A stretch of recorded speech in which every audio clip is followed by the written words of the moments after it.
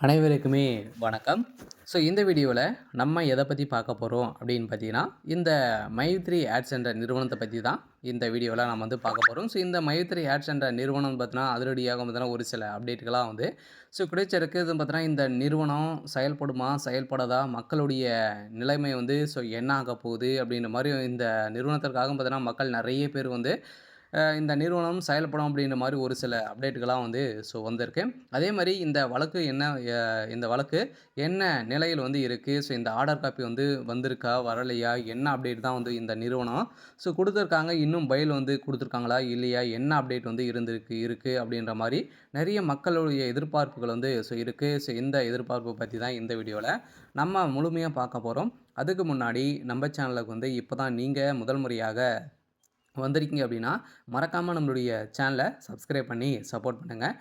வாங்க வீடியோக்குள்ள போகலாம்.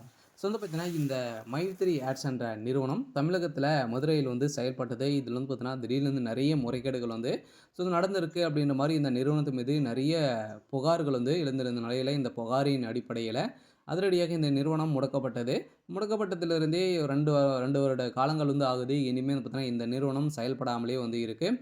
இந்த நிலையில் தான் இப்ப அதிரடியாக பார்த்தீங்கன்னா, ஒரு சில அப்டேட்கள்லாம் Google நிறுவனம் பார்த்தீங்கன்னா, அப்டேட் குடுத்துருக்காங்க. இந்த நிறுவனம் எந்த ஒரு பண மோசடிகளும் செய்யல அப்படின்ற மாரி பார்த்தீங்கன்னா, இந்த நிறுவனத்திற்கு ஒப்புதல் Google நிறுவனம் குடுத்திருக்கிறதாகவும் ஒரு தகவல் வெளியா இருக்கு. இந்த நிலையில் தான் மக்களுடைய வாழ்க்கை என்ன ஆகும் அப்படின்ற மாரி எதிர்பார்ப்புகள் இருந்திருந்த நிலையில, கூடிய விரைவில் வருகின்ற ஆ ஆகஸ்ட் 30ஆம் தேதிக்கு மேல பார்த்தீங்கன்னா, இந்த நிறுவனம் செயல்படலாம் அப்படின்ற மாரி ஒரு பேச்சுவார்த்தைகள் நடந்திருக்கு. இந்த ஆகஸ்ட் மாதமே இந்த நிறுவனத்துடைய பெயில் அனைத்துமே பார்த்தீங்கன்னா, நீதிமன்றம் முடிக்க போறதாக ஒரு தகவல் வெளியா இருக்கு. இந்த தகவலின் அடிப்படையில் தான் மக்களுக்கு வந்திருக்கக்கூடிய ஒரு மகிழ்ச்சிகரமான ஒரு தகவலா குடுத்துருக்காங்க.